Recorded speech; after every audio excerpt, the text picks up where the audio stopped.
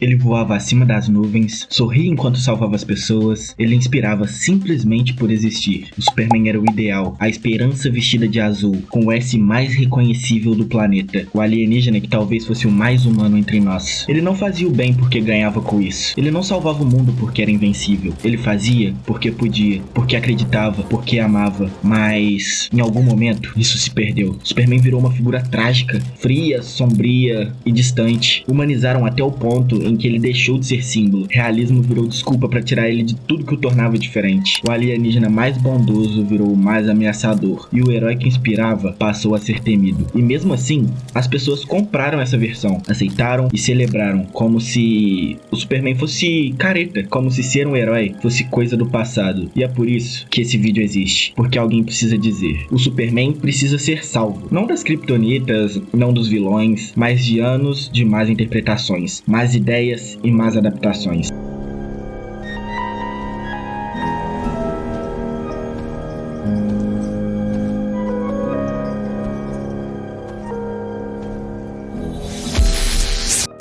Mas para te explicar como tudo isso aconteceu, antes eu preciso te mostrar quem ele realmente era.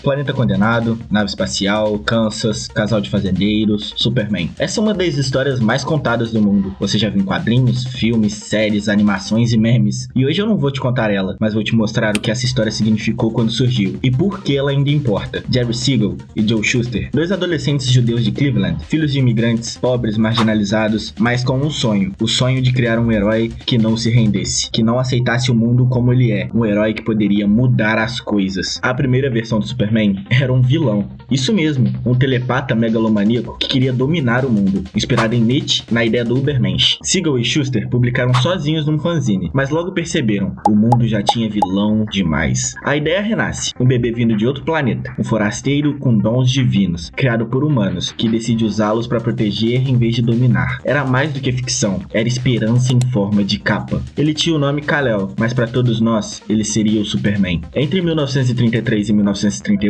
eles bateram em todas as portas. Mais de 12 editoras rejeitaram o personagem. Diziam que era infantil, que ninguém queria um herói de capa, mas Jerry e Joe não desistiram. 5 anos depois, uma editora aceitou, a DC Comics, e por $130 compraram o Superman. Action Comics 1 vendeu mais de 1 milhão de cópias. O Superman explodiu, ganhou tirinha, programa de rádio, desenho dos estúdios Fleischer e virou até filme anos depois. E mais importante, inaugurou o conceito de super-herói que nós conhecemos. Nos anos 40, o mundo estava em guerra e o Superman virou um soldado da esperança. Ele enfrentava Hitler nas capas, enfrentava o preconceito, inspirava crianças, era filho de imigrantes que lutava pela justiça no mundo quebrado. Mas enquanto o personagem gerava milhões, seus criadores viviam na miséria, sem royalties, sem crédito, lutaram por anos para reaver o que era deles. E em 1978, com pressão pública e o filme de Christopher Reeve chegando, a DC finalmente cedeu. Siegel e Shuster ganharam uma pensão vitalícia e o crédito que sempre mereceram. Superman é o molde, o arquétipo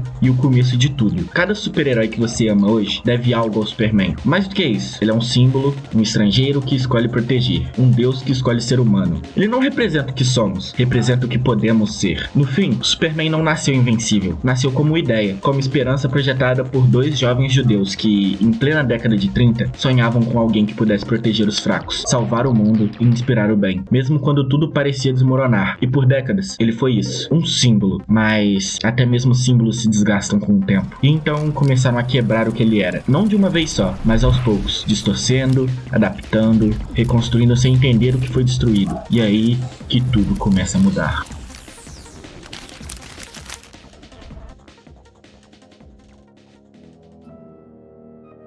A queda do Superman não aconteceu do dia pra noite. Foi um processo gradual, que começou a se desenhar no fim dos anos 80 e ganhou contornos mais claros na década de 90. O marco inicial desse declínio, no entanto, foi uma das histórias mais icônicas e impactantes do personagem, a morte do Superman. Quando essa saga foi lançada, foi uma verdadeira revolução. Venderam milhares de cópias em poucos meses, ganharam espaço em jornais e revistas de circulação mundial e até geraram debate sobre o papel dos super-heróis na cultura pop. O Superman, que até então era praticamente invencível, se mostrava vulnerável. Isso chocava as pessoas. Por mais que o objetivo fosse dar peso dramático ao personagem, a ideia de um herói imbatível morrendo dividiu opiniões e abriu caminho para um período de mudanças. Nos anos 2000, essa mudança tomou forma em adaptações cinematográficas, como Superman Returns. O filme tentou resgatar a aura clássica do Superman, se lembrando a memória do Christopher Reeve, mas entregou um herói distante, melancólico e, acima de tudo, pouco inspirador. O tom do filme era cinza, frio, e o Superman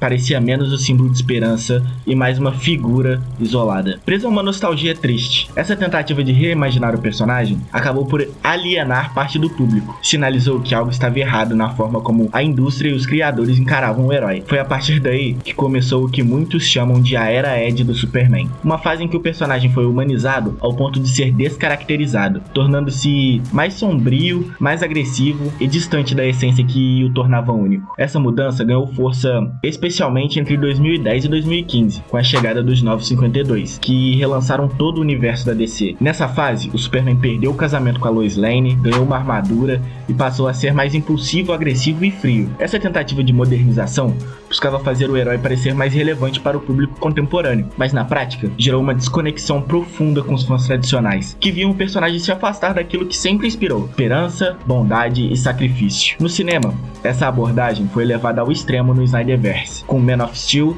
e Batman vs Superman. O Superman de Henry Cavill tornou-se um personagem que mata inimigos, questiona seu próprio papel e parece cada vez mais distante e melancólico. A cor do filme era escura. No one stays good in this world.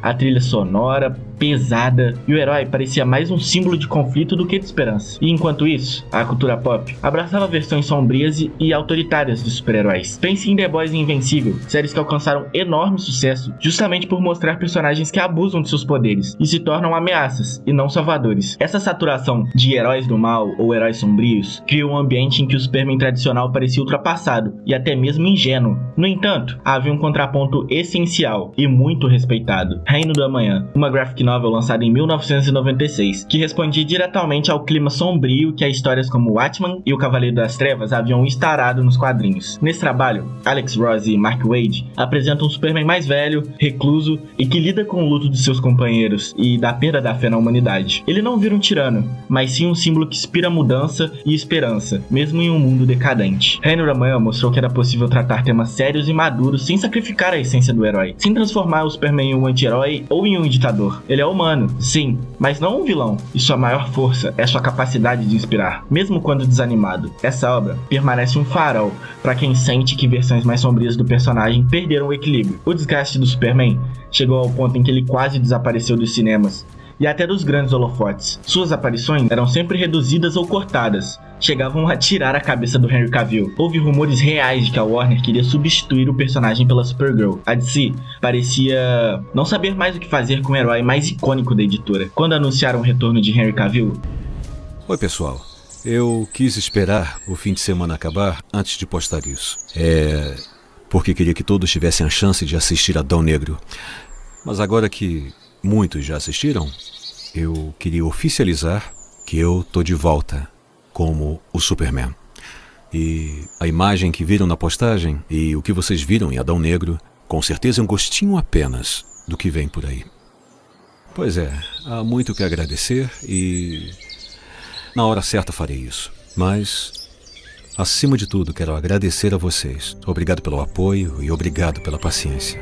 Prometo que serão recompensados. Muita gente comemorou, mas o anúncio aconteceu enquanto James Gunn assinava o contrato para assumir os rumos do DCU, e nunca houve alinhamento entre eles. Logo, a ideia de Cavill voltar foi abandonada e um novo Superman foi anunciado para 2025. É importante destacar que Cavill nunca foi o vilão dessa história. Ele amava o personagem e entendia sua importância nos bastidores. Ele sorria e demonstrava paixão pelo papel, um contraste gritante com o Superman carrancudo e sério da tela. Essa dicotomia só mostra como a visão criativa pode moldar e às vezes distorcer um personagem. No fim das contas, a queda do Superman foi o resultado de uma combinação complexa: pressão da indústria, tentativas de modernização mal executadas, uma cultura que valorizava o sombrio e o cínico, e decisões criativas que perderam de vista a essência do personagem. Essa fase serviu como um importante aprendizado para os criadores, fãs e a própria DC, preparando o terreno para a volta esperançosa e a luz que veríamos a partir de 2016.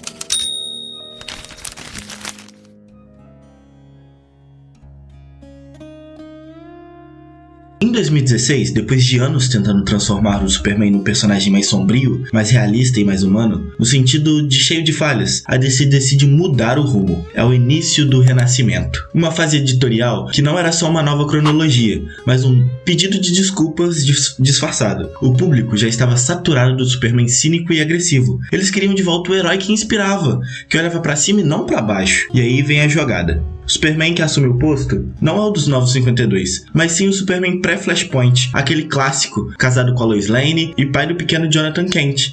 É como se a própria DC admitisse que a essência do herói estava no coração, não na capa mais escura ou no maxilar mais duro. A partir daqui, o tom muda. O Superman volta a sorrir mais, volta a ser o líder moral da Liga da Justiça, as histórias exploram o lado mais familiar, a relação com Lois e o papel de pai. Isso resgata algo que estava perdido, a humanidade do personagem, não no sentido de fraquezas, mas no sentido de empatia. E o público reagiu bem, e isso abriu espaço para outras interpretações positivas do herói, como Superman entre a foice e o martelo sendo relançado e debatido, e Superman All Stars voltando a ser referência. A imagem do Superman como símbolo de esperança volta ao mainstream. Nos anos seguintes, essa retomada chega também às animações. Embora a DC ainda apostasse em universos mais pesados, começa a surgir espaço para um Superman mais leve, e o exemplo mais recente e marcante disso é Minhas Aventuras com Superman, lançado em 2023. A série aposta num Clark mais jovem, atrapalhado, mas genuinamente bom, num romance com Lois Lane, cheio de química e num visual que mistura anime com HQ clássica.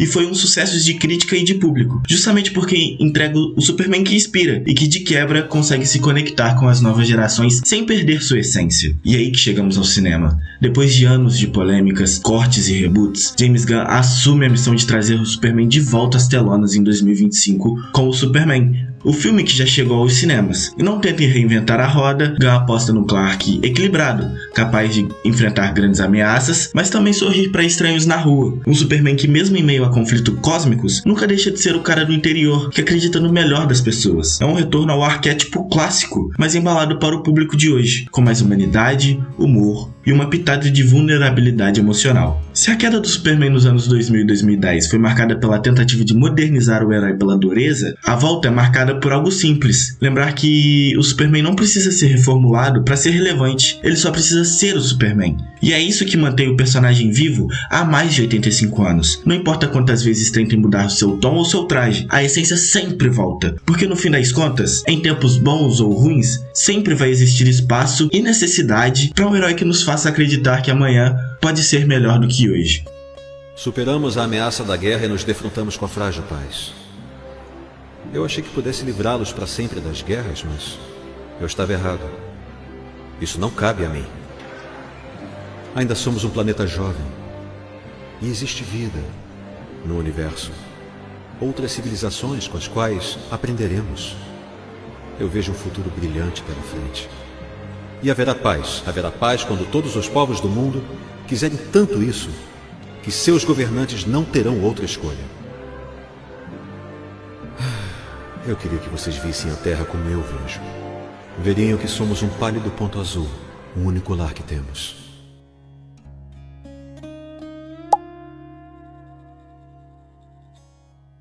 Pelo que eu te mostrei aqui hoje, deu pra ver o quanto o Superman já foi muito mais do que só um herói com poderes. Ele foi e deve ser um símbolo de esperança, de inspiração e de coragem. Um personagem que, mesmo diante das piores tempestades, sempre levantou a cabeça pra lutar pelo que é certo. Os anos 2000 trouxeram muitas mudanças, algumas até necessárias, mas infelizmente apegadas a essa onda de herói sombrio, que acabaram deixando para trás a essência do personagem. O Superman que a gente conhece finalmente voltou, e voltou como farol pra quem precisa acreditar no bem. Mas e pra você? Qual foi a sua saga favorita do Superman? Qual a época do personagem mais mexeu com você? Quero muito saber nos comentários aqui embaixo. E bom, se você curtiu esse vídeo, deixa aquele like, se inscreve aqui no canal pra não perder os próximos conteúdos, porque semana que vem tem vídeo novo chegando e tem muita coisa boa pra gente conversar ainda. Valeu demais por ter assistido até aqui e te vejo na próxima.